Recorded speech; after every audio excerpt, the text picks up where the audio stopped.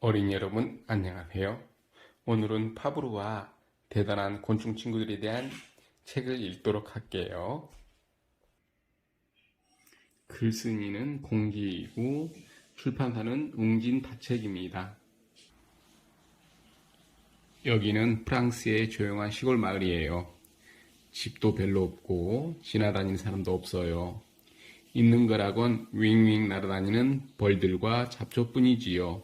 어느 날 마을에 이상한 사람이 나타났어요. 언제나 까만 모자를 쓰고 다니는 이 사람의 이름은 파브르예요. 저 사람 또 저러고 있네. 정말 이상해. 마을 사람들이 파브르를 보며 수군거렸어요. 똥무더기에 돋보기를 들이대고 땀을 뻘뻘 흘리면서도 몇 시간 동안이나 꼼짝하지 않고 있었거든요. 지나가던 양치기 소년이 물었어요. 아저씨, 여기서 뭐 하세요?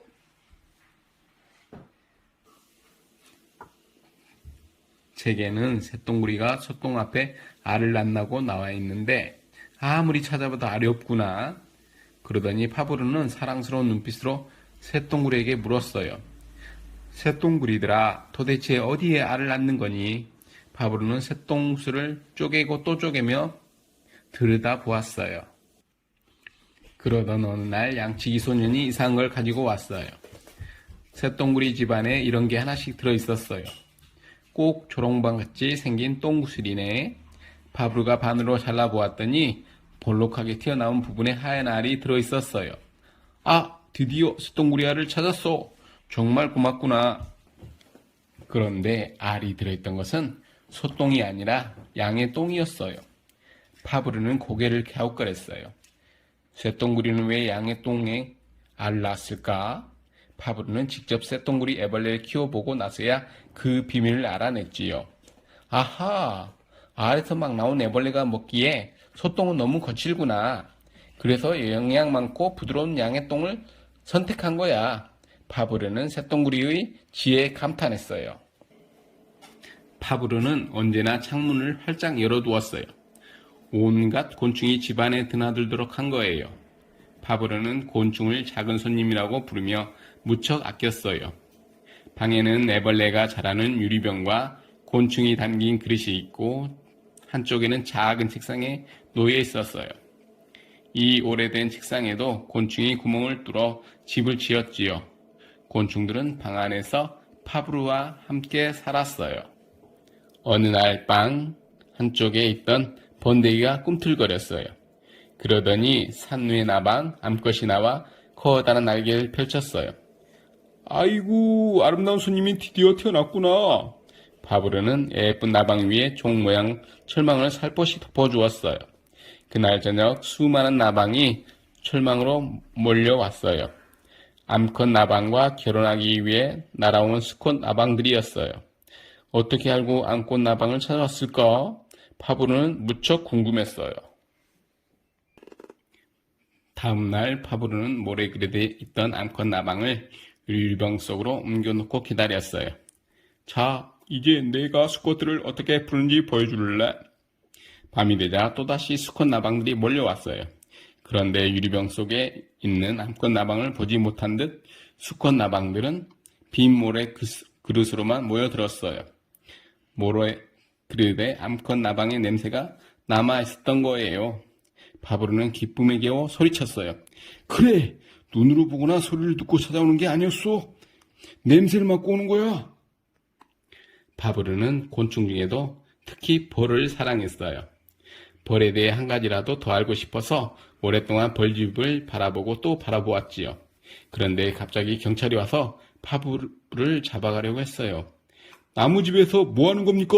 당신이 도둑이라는 신고가 들어왔습니다. 뭐라고요? 난 도둑이 아니에요. 다행히 금방 오해가 풀리긴 했지만 파브르는 다음날도 또 찾아갔어요. 파브르는 호리병벌이 집을 짓는 모습을 지켜봤어요. 호리병벌은 흙에다 침을 섞어서 항아리 모양의 집을 지었어요. 그리고 집안에 알을 낳은 뒤 먹이를 잡아 넣고 다시 흙을 물어다 입구를 막았지요. 이 모습을 보며 파브르는 생각했어요. 알에서 나온 애벌레는 어미가 미리 넣어둔 먹이를 먹고 자라겠구나. 어미벌의 정성이 참 대단하다. 파브르는 벌집을 발견할 때마다 감탄했어요. 벌들마다 다른 집을 짓는다는 게 신기했지요. 육각형의 방을 하나씩 이어서 집을 짓기도 하고 땅에 구멍을 파서 집을 짓기도 했어요. 이 모든 기술은 결국 새끼를 안전하게 키우기 위한 거야. 벌들아, 너희들은 정말 최고의 건축가로구나. 파브르는 하루도 신난 없이 곤충을 찾아다녔어요. 남들처럼 여행을 떠나지도 않고 사람들을 만난 일도 흠없어 했어요. 왜 그렇게 힘들게 곤충을 찾아다녀요? 사람들이 파브르에게 물었어요. 곤충과 친구가 되면 곤충은 자기 비밀 이야기를 소곤소곤 풀어놓는답니다. 아주 신비한 이야기 말이에요. 파브르는 곤충을 관찰하지 않을 때면 창가의 조그만 책상에 앉아서 글을 썼어요. 곤충을 관찰하면서 알게 된 사실을 빠짐없이 글로 남겼지요. 이 글을 모여 곤충기라는 책이 되었어요. 조용하기만 하던 시골 마을이 시끌벅적했어요. 프랑스 대통령과 문화부 장관이 파브르를 만나러 온 거예요. 파브르가 30년에 걸쳐서 쓴 곤충기가 유명해졌거든요.